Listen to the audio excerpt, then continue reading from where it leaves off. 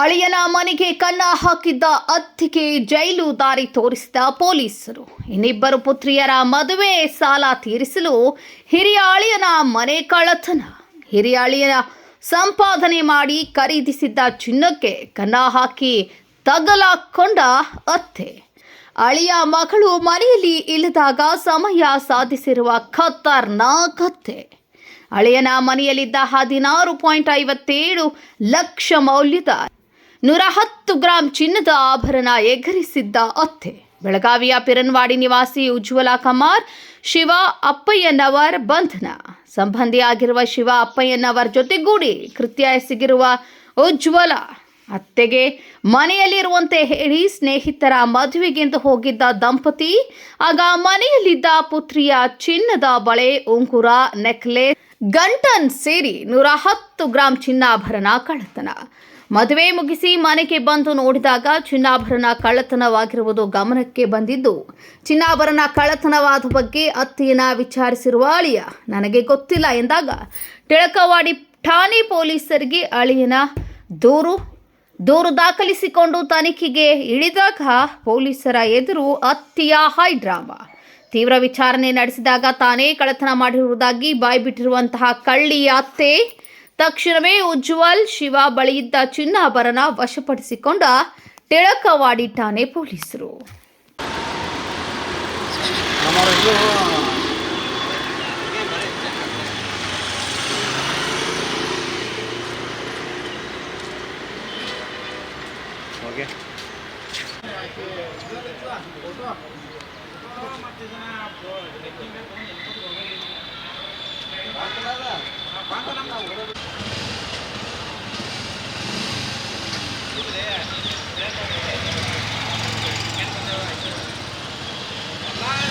ಇದು ಯಾವಾಗ ನಾಳೆ ಹಾಕೋದು ನಾಡ್ದು